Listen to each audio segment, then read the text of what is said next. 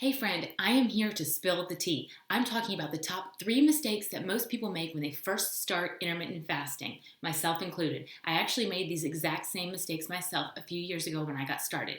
It led to frustration, headaches, disappointment, and actually some weight gain. So you don't want to miss the tips that I'm telling you today and jumpstart your intermittent fasting journey by not making these mistakes. You're going to be so happy you watched this video. Let's get into it.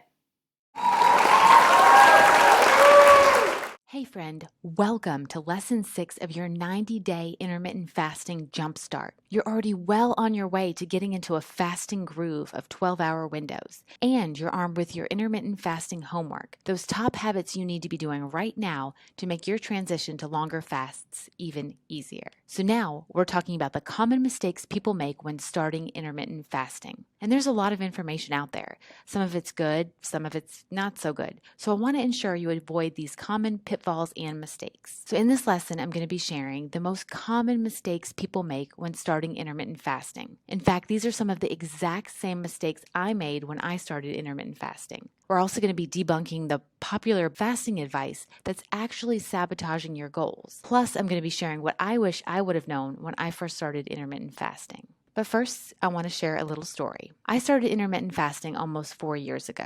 I kind of read a few articles online, picked an eating and fasting window that sounded doable, actually the one that I thought was most popular.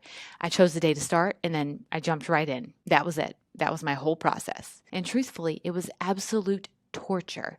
I was hungry, I was cranky, and I had a pounding headache that just would not go away. Not only was that miserable, but I wasn't even sure if I could take anything for my headache because I wasn't sure if that would break my fast. So after a very non-glamorous start, I started scouring the internet for tips to help with intermittent fasting, and I ended up going down a Google rabbit hole. So long story short, I ended up following some bad advice, and this led to a little frustration in following more bad advice. Notably, I had some weight gain. I'm talking over 20 pounds of weight gained in under a year. I was so committed to this lifestyle, and I kept diligently following this advice that everyone was telling me, but it just wasn't working. And one morning, about 8 months into this process, I had an important interview to go to. I tried on pants, pair after pair, and then skirts, and one by one, they were all added to this growing pile of clothes at my feet. Nothing would zip, let alone button. I was growing more frustrated and angry with every unsuccessful attempt to just get dressed for this stupid interview.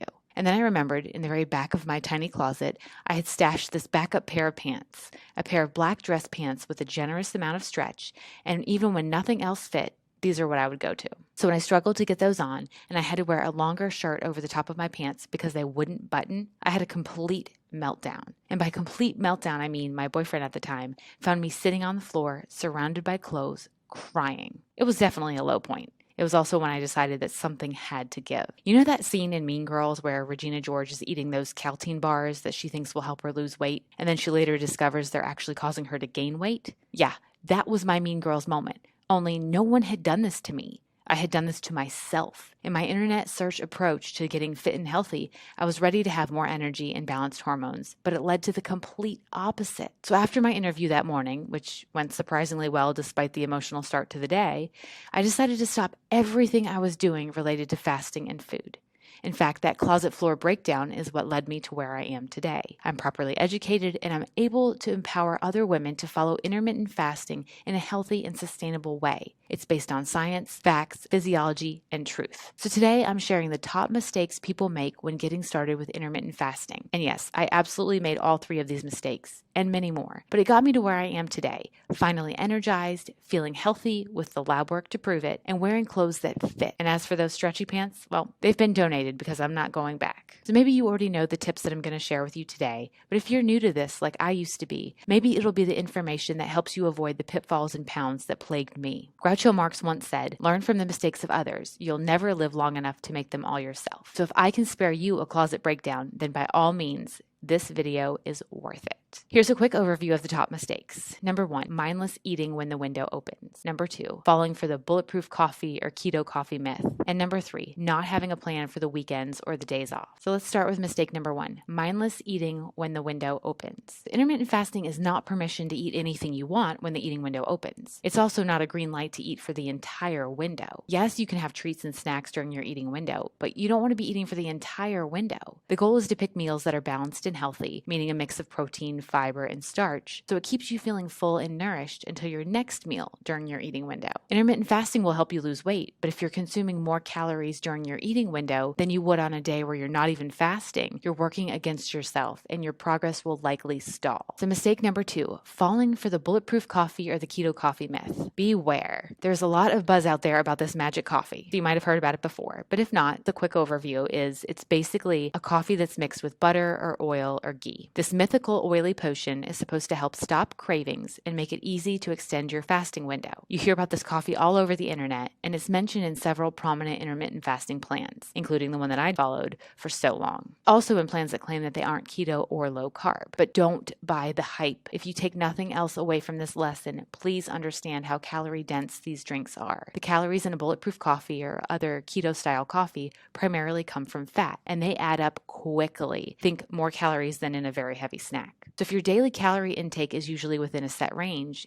and you start adding in bulletproof coffee or a keto coffee, make sure you count in those extra calories. We often forget to count liquid calories in general, but if you don't factor those fat calories or you don't adjust your other meals accordingly, you will gain weight. For me, I was dutifully drinking a bulletproof coffee every morning to help me extend my fast for even longer. But here's the thing, it wasn't actually working to keep the hunger away. I was always starving around 10 a.m., but I wasn't even supposed to open my eating window until 1 p.m. It was brutal. I should also add that I wasn't trying to follow a keto diet, so I wasn't planning those extra calories in my day, and I wasn't following a low carb diet, but I was drinking roughly 400 to 500 calories every morning. This fat-laden meal was disguised as a hot beverage, but you don't have to take my word for it. What does the research and science say about all this? So people often claim that bulletproof coffee gives them so many benefits. There's mental clarity, alertness, energy, less hunger, and a greater ability to focus. But researchers found that these changes are more of the result of the caffeine in the coffee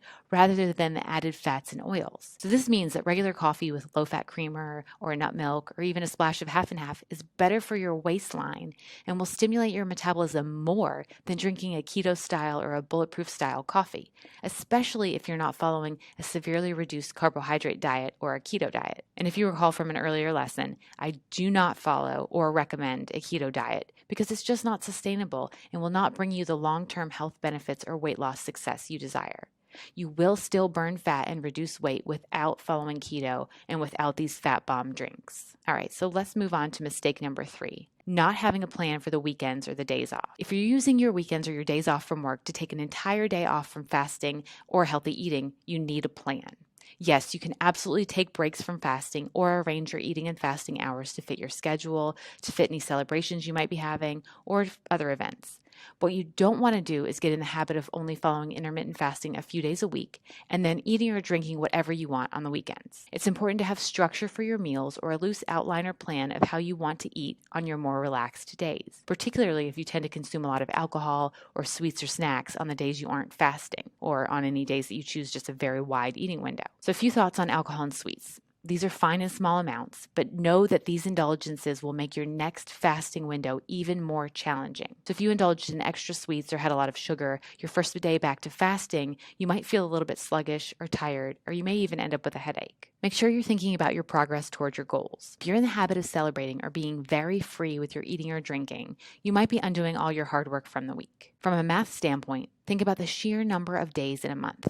If you usually take off Fridays and Saturdays and the occasional Sunday to eat and drink whatever you want without fasting, that adds up to roughly 12 days. So nearly half the month where you aren't actually making progress, or worse, you're going backwards. Think about intermittent fasting like planting a beautiful garden. You put in the care and the effort, arranging the soil, planting the seeds, choosing the right pots, watering it diligently. But then when the weekend comes or you have a few days off, you dig it all up and plow right over it. So all your hard work is destroyed, and then you say, that's okay, I'll just start again on Monday. It can become a vicious cycle. But let's be clear. Yes, you can absolutely be more relaxed with your fasting and eating windows, but just make sure your relaxed days aren't uprooting all of that hard work you put in during the rest of the week. A great way to find this balance and to do this is to allow yourself to have an occasional indulgence while still following healthy nutrition. If we look at the research, it also says that an occasional day of indulgences isn't super harmful. In fact, when you have a brief, higher calorie intake, your body increases its levels of leptin, a hormone responsible for maintaining energy balance in the body. So, leptin gives your metabolism a boost in the short term, causing you to burn more calories. But don't get carried away, increased calorie days. The effects of leptin only boost metabolism about 10%, and it lasts for under 24 hours. The research also tells us that having a little wiggle room in your diet and meal planning can help you stick with the different types of diets, like fasting, for long term. So, further, anything that's extremely restrictive will lead to all or nothing thinking, where if you have a minor slip up, you just give up or fall off the wagon and say, forget about it, I'll try again on Monday. So, a parting thought about changing the wording you use to describe your eating, and particularly the use of the word cheat day. So here's a great study about why we should stop using that word, backed up by science. In 2014, there was a study about people who associated chocolate cake with celebrations and only enjoyed it during celebrations. Those people lost more weight than those who felt guilty about eating it, and they lost more weight than those who enjoyed cake without attaching it to a life event or a celebration. So maybe it's time to stop calling them cheat days and start calling them enjoying or celebrating food days. So remember, mistakes and missteps are just teachers along life's path. The most important thing is that you keep going and find what works for you. So there you have it, my top 3 takeaways from starting intermittent fasting. I started without a plan and without truly understanding the science and physiology of what it takes to get the most out of this style of eating. Thankfully, those mistakes and some others led me to where I am today. I'm much more informed, researched, and finally following the science of intermittent fasting. And I'm so happy to report that when it's done properly, it truly works. All right, so now it's time for you to take action. Spend some time brainstorming any areas you think you might struggle with in the beginning. Spend at least 10 minutes thinking about areas you might need extra help with or things you've noticed when you've tried a new eating plan in the past. So make a plan of what you'll do if you get off track or have a setback, and give yourself multiple options and solutions. The goal is to be your own ally and give yourself a helpful helping hand back to following intermittent fasting without judgment and without ridicule. Knowing that setbacks in life will always happen can help you plan. Be sure to share your brainstorming and your plans for any detours or life events with us. All right, friends, there you have it, the top 3 mistakes that most people make when they first start intermittent fasting. I hope me sharing a little bit about my journey and how I made these mistakes can help you avoid them as you begin your intermittent fasting journey. We're all on a different path, but we all have the same goal in mind, so hopefully me sharing my story would help you. As always, I truly appreciate you for watching these videos, so thank you so very much. If you like my content, give it a thumbs up or consider subscribing. And as always, if you know anyone that might benefit from this information, please feel free to share it with them.